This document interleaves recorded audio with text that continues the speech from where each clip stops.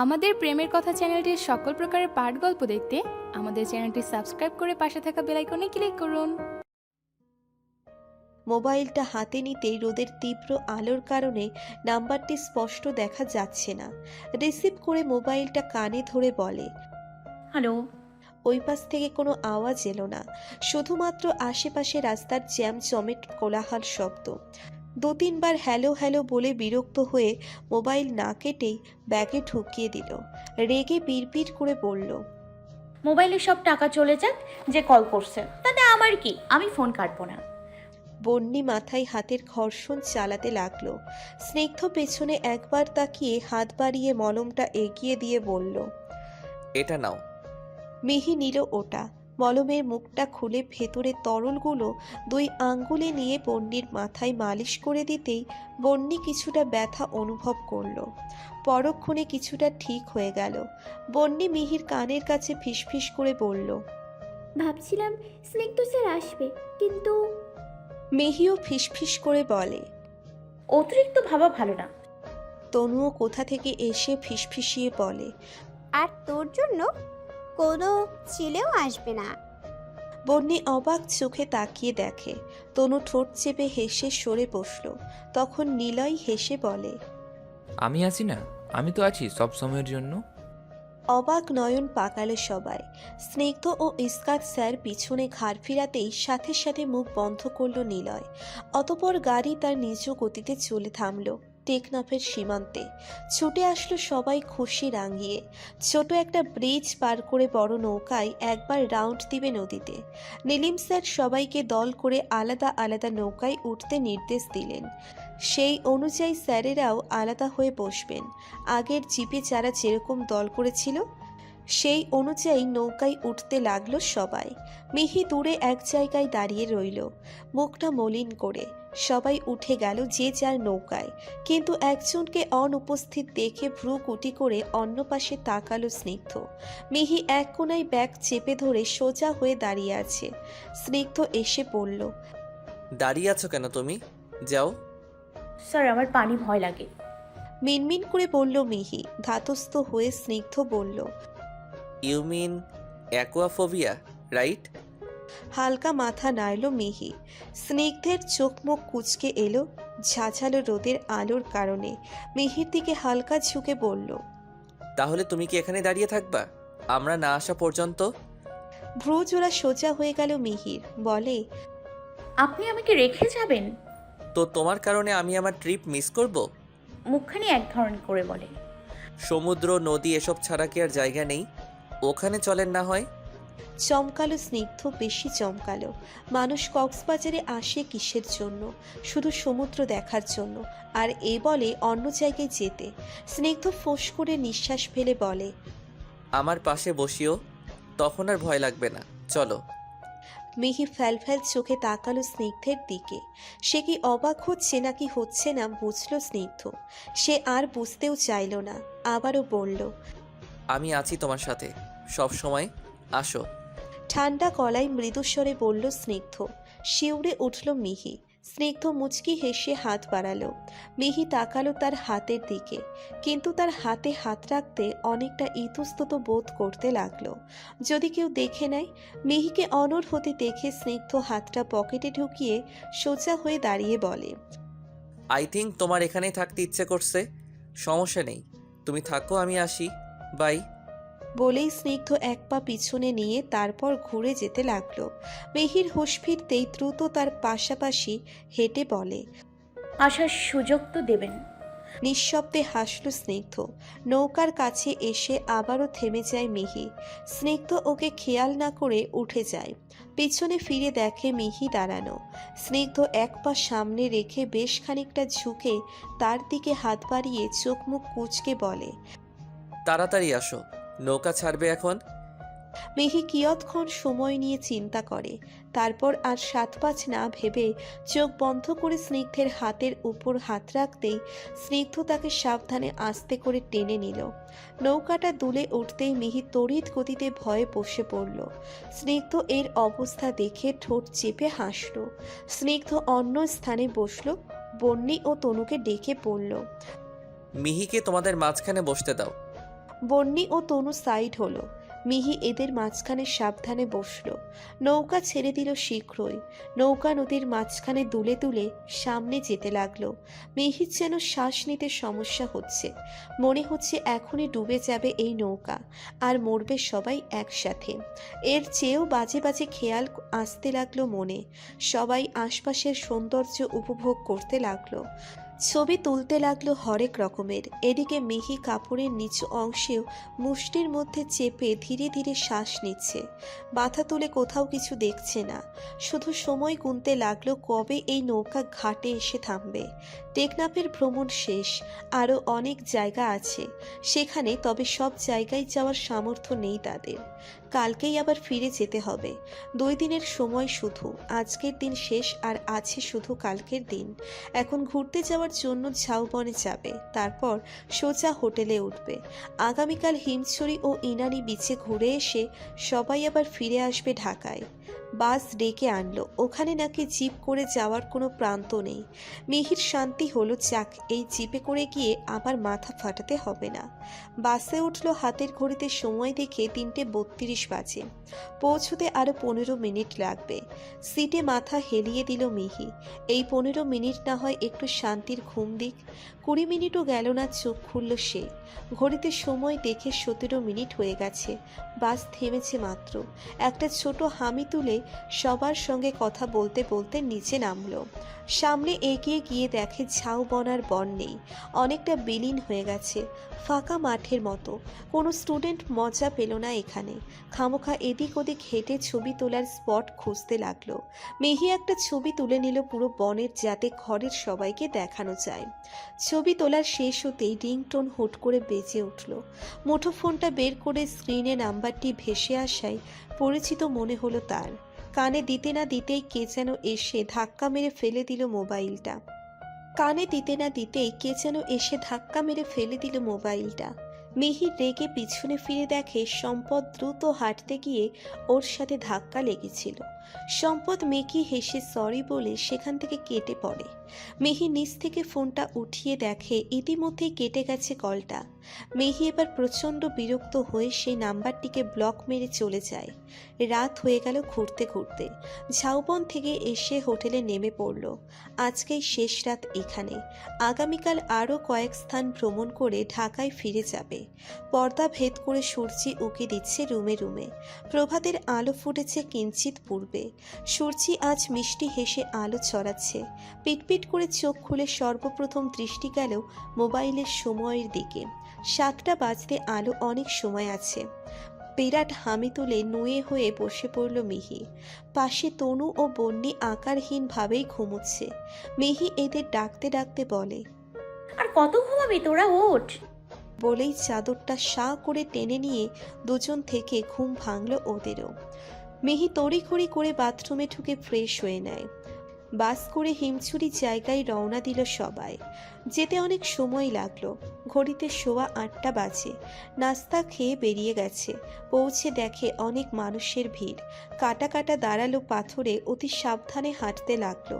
Main উদ্দেশ্য ওই চিকন ফাঁকের ঝর্ণা দেখা। বেশিরভাগ মানুষ ওইটা দেখার জন্যই যায়। ওরা যেতেই লোকজনের সংখ্যা আরও দ্বিগুণ বাড়ল। প্রায় জ্যামে অবস্থা। কিন্তু মজা লাগছে সবারই। কয়েকজন যুবক সেই ঝর্ণার মাঝে দাঁড়িয়ে সেই হিরোর মতো পোজ দিচ্ছে বন্ধুদের সাথে। হাসি ঠাট্টা মশকরা করতে লাগলো এক একজন। নিলয় এক পাথর থেকে আর এক পাথরে লাফ মেরে যেতে গিয়ে ধপাস করে পানিতে পড়ে যায় উষ্ঠা খেয়ে। সবাই সহ অজানা লোকরাও দম ফেটে চিৎকার করে হেসে দিল। সম্পদ এসে তুলল, হেসে হেসে বলল, লাফালাফি করস কেন বলত? নিলয় মুখ কালো করে ফেলল। বন্যির দিকে আট চোখে তাকালো। তারপর আস্তে করে সেখান থেকে সরে আসলো। বন্যির হাসি পেলেও হাসল না। গোমরা মুখ ধারণ করে অন্য পাশে চলে গেল। এর অর্থ কেউ বুঝল না, এমনকি নিলয়ও না। সবাই আগের মতো স্বাভাবিক হয়ে গেল। হিমছড়ি থেকে কিছুক্ষণ ঘোরার পর ইনানি বিচের জন্য রওনা হলো। বাসে করে অর্ধেক যাওয়ার মাঝেই এক মেয়ে জোরে জোরে কাঁদতে লাগলো। সবাই ঘুরে তাকালো ওই মেয়েটির দিকে। নেহা গলা ছেড়ে টেনে স্বাভাবিক হয়ে বলে, সরি। স্নিগ্ধের খটকা লাগলো, বলল, ঠিক আছো তুমি? নেহা হাসি মুখে বলল। ইয়া স্যার, আই এম ফাইন। স্নিগ্ধ সামনে ফিরল। বাস যতদূর যাচ্ছে ততই যেন খারাপ লাগা বাড়ছে নেহার। বুকের বাপাশে হাত দিয়ে ধীরে ধীরে ঘষতে লাগলো। মাঝে মাঝে জোরে জোরে শ্বাস নিচ্ছে। এর অবস্থা দেখে প্রচণ্ড মাত্রায় ভয় পেয়ে গেল স্পৃহা। সব স্যারদের চিৎকার মেরে ডেকে বলে। স্যার দেখেন নেহা। কথা পুরোপুরি শেষ হতে না হতেই জ্ঞান হারালো নেহা। সবাই ইতিমধ্যেই ভড়কে গেল।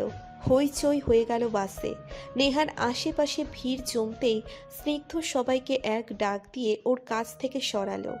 অজ্ঞান হলে আশেপাশে ভিড় জমাতে নেই, এতে রোগীর আরও ক্ষতি হওয়ার সম্ভাবনা বেশি থাকে। বাস আর সোজা না গিয়ে উল্টো পথে যেতে লাগলো। সেদিকে হাসপাতাল আছে। হাসপাতাল পৌঁছে দ্রুত নেহাকে নিয়ে যাওয়া হলো। নেহাকে রুমে ঢুকিয়ে রুমের বাহিরে অপেক্ষা করতে লাগলো সবাই। কিয়ৎক্ষণ বাদে ডাক্তার আসলো। ফোঁস করে আফসোসের নিঃশ্বাস ফেলে দৃষ্টি নামিয়ে পড়ল। হার্ট অ্যাটাক করে মারা গিয়েছে মেয়েটি। থমকালো সবগুলো। কর্ণকুহরে শ্রবণ করা কথা কোনোতেই বিশ্বাস করার নাম হচ্ছে না কারোর।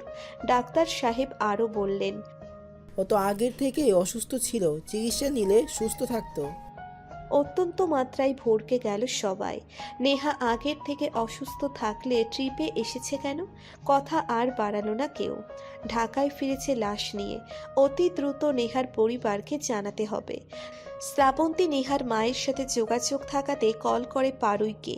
পারুই ওপাশ থেকে রিসিভ করে হাসি মুখে বলল, কিরে শ্রাবন্তী, ঢাকায় ফিরেছিস তোরা? আর নেহার ফোনে কল ঢোকে না কেন? শ্রাবন্তী কিছু বলার সাহস পাচ্ছে না। অনেক শিক্ষার্থীরা নেহার শোকে টপ টপ করে পানি ঝরছে। কান্নার আওয়াজ শুনতে পেল পারুই। অস্থির কণ্ঠে বলল, কি হয়েছে শ্রাবন্তী, কে কাঁদছে? শ্রাবন্তী ভারী গলায় বলে। অতটুকু বলে দম আটকে যায় তার। গলায় কেউ দা দিয়ে কোপ দিচ্ছে মনে হচ্ছে। গলা ও মস্তিষ্ক ভারী হয়ে আসাতে কোনো কথা তুলে বলা রাহা হচ্ছে না। পারুই কিছুটা আন্দাজ করে বলল, নেহা ঠিক আছে তো? তার নীরবেই সম্মতি জানালো। পারুই ধপাস করে নিচে বসে পড়েন মাথায় হাত দিয়ে। মোবাইল ছিটকে পড়েছে দূরে। হঠাৎ মায়ের রুম থেকে নিজের রুমে যাচ্ছিল ওহি। মাকে হতভম্ব হয়ে নিচে বসে থাকতে দেখে দ্রুত পথে ছুটে আসলো ওহি। পারুইকে ধরতে ধরতে বলল। কি হয়েছে মা? পারুই কিছুই বললেন না। মাথায় আকাশ পাতাল ভেঙে পড়ল। দূরে অবস্থিত মোবাইল থেকে কান্নার শব্দ এখনো ভেসে আসছে। তিনি হামাগুড়ি দিয়ে হাতড়িয়ে মোবাইলটা নিয়ে কানে দিয়ে কাঁপা কাঁপা গলায় বলল, কই তোরা? আমার মেয়েকে আমার কাছে নিয়ে আয়। ভাঙা গলায় কাঁদতে লাগলেন তিনি। ওহির বুঝতে বাকি রইল না যে কি ঘটল ওখানে। সেও নিজের প্রতি নিয়ন্ত্রণ হারিয়ে বসে পড়ল। পরিস্থিতি পরিবেশ বেশ খারাপ। এমনটা হবে কেউ ভাবেনি। নেহার ছোট বোন ওহি বারবার জ্ঞান হারাচ্ছে। উঠলে আপা বলে ডাক দিয়ে 20 মিনিটের মধ্যে আবারও জ্ঞান হারিয়ে ফেলে। তার প্রতি বড্ড মায়া জমছে সবার। হাস্যোজ্জ্বল মেয়ে নেহা এভাবে সবার হৃদয়ে দাগ কেটে চিরদিনের জন্য বিদায় নিয়ে নিল। নেহার অত্যন্ত ক্লোজ বান্ধবীরা আজকে এখানে থাকবে বলে সিদ্ধান্ত নিয়েছে। সে যে অনেক দিন যাবৎ অসুস্থ ছিল তা জানেন না নেহার মা। জানানোর পর আফসোসের সুর টেনে কেঁদে কেঁদে নিজেকে মারছেন রীতিমতো। চোখ দুটো বিরাট আকারে ফোলা গিয়ে লাল বর্ণ ধারণ করেছে। বাকিরা সেখান থেকে চলে আসলো। মিহি দেওয়াল ঘড়ির দিকে তাকিয়ে দেখে রাত 9টা বাজে। ব্যাগ কাঁধে নিয়ে ধীরে ধীরে ভিড়ের ফাঁক থেকে নিঃশব্দে চলে আসে। বাকিরা সবাই এক এক করে চলে আসছে। স্যার টিচাররাও নিজেদের বাড়ি চলে যান। গেট থেকে বেরিয়ে এসে হাঁটতে শুরু করলে স্নিগ্ধ পেছন থেকে ডেকে ওঠে। মিহি পেছনে ফিরে তাকালো। মুখ মলিন করে স্নিগ্ধ গাম্ভীর্য ভাব ধরে রেখে বলে, গাড়িতে ওঠো, তোমাকে বাড়ি পৌঁছে দিয়ে আসি। লাগবে না, ইমন ভাইয়া আসবে এক্ষুনি। স্নিগ্ধ তাকালো প্রশান্ত চোখে। মিহি আর কিছু না বলে উল্টো পথে ধীরে ধীরে হাঁটতে লাগলো। স্নিগ্ধ এক পানে চেয়েও রইল ওকে যতদূর দেখা যায় ততদূর পর্যন্ত দেখে থাকবে। যেতে যেতেই কুয়াশায় মিশে গেল মিহি। আর দেখা যাচ্ছে না তাকে। স্নিগ্ধ ফোঁস করে নিঃশ্বাস ফেলে গাড়িতে উঠে বসে স্টার্ট দিয়ে চলে গেল। মিহি এসে সোজা রুমে ঢুকে লক করে দিল। নেহার সাথে অতটা স্মৃতি জড়ানো না থাকলেও যা স্মৃতি হয়েছিল তা বেশ কষ্ট দিচ্ছে মিহিকে। সকালটা শুরু হয়েছিল খিলখিল হেসে, কিন্তু শেষ হয়েছে দুঃখের দহনের অন্ধকারে। আলমারি খুলে তোয়াল নিয়ে বাথরুমে চলে যায়। অনেকক্ষণ পর এসে চুল মুছতে মুছতে মোবাইল হাতে নেয়, অন করে দেখে 28টা মিসড কল। পেলে চমকে ওঠে। নাম্বারটা ভালোভাবে দেখে মনে পড়ে মুঠোফোনটাতে কল এসেছিল। মিহি বিরক্ত হয়েই ব্লক মেরেছিল, তবে এই মোবাইল ও দেখি একই নাম্বারে কল। সন্দেহ হতে লাগলো তার, কে হতে পারে ভাবতে লাগলো। ভাবতে না ভাবতেই পুনরায় কল আসলো। মিহি কিছু সেকেন্ড অপেক্ষা করে রিসিভ করলো, বলল, হ্যালো, কে বলছেন? হাই, আমি শুভয়, তোমার বয়ফ্রেন্ড। নাম শোনার সাথে সাথে বুক ধক করে উঠল মিহির। দ্রুত ফোন কাটতে নিলে শুভই বলে ওঠে, মিহু প্লিজ ফোন কাটিও না, ইম্পর্টেন্ট কথা আছে তোমার সাথে। পাতালে যাক তোমার ইম্পর্টেন্ট কথা। বলে দ্রুত ফোন কেটে দিল। ওখানে শুভয়ের মোবাইলে টুংটুং শব্দ করাতে বুঝতে পারল মিহি ইতিমধ্যে ফোন দিয়েছে। অনেক কষ্টে সে নিজের রাগ দমন করলো। ওদিকে মিহির শ্বাস রুদ্ধ হতে শুরু করলো। 5 মাস হতে চলল, এখন আবার কেন ফোন করলো শুভয়? ক্লান্ত শরীর বিছানায় এলিয়ে দিল, চোখ বুজে রাখলো, তবুও ঘুম আসে না। সকাল থেকে এত ঝামেলা ছিল, ক্লান্ত হয়েছে, তবুও কেন ঘুম হচ্ছে না? বারবার শুভয়ের কথা মনে পড়ছে। মিহি একবারে ভেবে নিল সকালে উঠে তার মা প্রণিমাকে জানাবে। ফ্রেশ হয়ে নিচে নামলো মিহি। পুরো রাত মিলে মাত্র 3 ঘন্টা ঘুম হয়েছে। মাথাটা ঘুরপাক খাচ্ছে। বুঝলো এখন চা না খেলে নির্ঘাত মাথা ঘুরিয়ে পড়ে যাবে। রান্নাঘরে এসে দেখলো প্রণিমা মিলির উপর চিল্লাচিল্লি করছে, বকাঝকা করে রাখছে না মিলিকে। মিহির মাথা আরও ঘুরতে শুরু করলো। ওদের দিকে না তাকিয়ে নিজের জন্য চা বানাতে শুরু করলো ও। প্রণিমা চাচালো কণ্ঠে বলল, মিহি, দেখেছিস তোর বোনের কর্মকাণ্ড? মিহি হয়রানি সুরে বলল, দেখার আবার কি আছে, ও তো সবসময় এক না এক কাণ্ড করতে থাকে। তোর বোন মোবাইল দেখে দেখে নিজের চোখ খারাপ করে ফেলছে। মিহি পিছনে ফিরল। মিলির দিকে তাকিয়ে দেখে সে বারবার পলক ঝাপকাচ্ছে আর হাত দিয়ে চোখ ঘষে চলছে। মিহির মেজাজ খারাপ হয়ে গেল। এই বয়সে চোখ খারাপ করে ফেলল। সত্য 8ম শ্রেণীতে উঠেছে। মিহি ওর উপর শাসানো স্বরে কিছু বলতে নিলে মিলি মুচকি একটা হাসি দিল। মিহি থামলো, কিছু বলতে পারল না। ওর ভোলা ভোলা হাসির কারণে কেউ শাসন করতে পারে না। তার হাসিতে বেশ মায়া হয় সবার, মিহিরও হলো। মাকে বলে, বাবা কই? শহরের বাইরে গেছে, না হলে তো ওকেও বলতাম। মিহি বলল, কেমনে বুঝছো যে সে চোখে কম দেখে? টিভি দেখার সময় চোখ একদম কুচকে দেখতেছে এই মেয়েটা। বলেই রাগে মিলির গাল টেনে দিল প্রণিমা।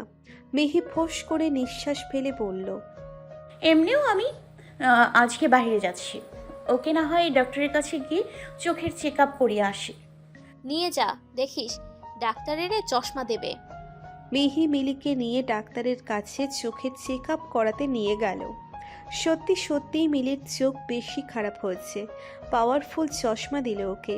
মিলি পড়তে না চাইলে ডাক্তার ওকে আরও ভয় দেখিয়ে চশমা পরতে বলল। মিলি বাধ্য মেয়ের মতো পড়ল। চেম্বার থেকে বেরিয়ে খুচরা বাজার করে বাড়ির উদ্দেশ্যে হাঁটতে লাগলো দুজনেই। মিহি মিলির উদ্দেশ্যে বলল, এখন থেকে তোমার মোবাইল দেখা অফ। আমার চোখ ঠিকই আছে, তোমরা অনর্থক করছো। হ্যাঁ, মনের শখ জেগেছে যে তোমাকে অন্ধ করার। মিলি আর কিচ্ছু বলল না, মুখ কালো করে রইল। মিহি পাশে চোখ ফেরাতে দেখে শুভই ওর ঘরের ঠিক সামনে দাঁড়িয়ে আছে। চমকে ভয় করে উঠল। মিলির হাঁটা থেমে গেল শুভয়কে দেখে। মিহি ওর পাশ কেটে যেতে নিলে শুভই ওর বাজারের ব্যাগ টেনে ধরল। মিহি চমকে ঘাড় ঘুরিয়ে ফিরল। শুভই মলিন চেহারা করে বলল, মিহি। মিহি এক পলক মিলির দিকে নজর দিল। মিলি ভ্রু কুচকে শুভয়ের কাণ্ড দেখে আছে। মিহি মিলিকে বলল, মিলি, তুমি বাসায় যাও, আম্মু আমি কোথায় জিজ্ঞেস করলে বলিও আমি একটু পর আসছি। মিলি দুজনের দিকে এক পলক দেখে সোজা বাসায় চলে গেল। মিলি চলে যেতেই শুভয় বলল, Mihu, I am sorry for all my mistakes. একটু কিছুক্ষণ কথা বলতে পারি? কেন সবার? একটু কথা বলতে। আমি তোমার সাথে কোনো কথা বলতে চাই না, ছাড়ো ব্যাগটা। শুভই আরও চেপে ধরল ব্যাগটা, বলল, 2 মিনিটের জন্য হলো, প্লিজ। শুভয়, ছাড়ো ব্যাগটা। তোমাকে আমি কি বলছি? কথা বলতে চাই আমি তোমার সাথে। মেহি ব্যাগটা টানতে লাগলো। শুভই ওর ব্যবস্থা দেখে অবাক হচ্ছে। মেহি প্রচণ্ড ভয় হয়ে বলল,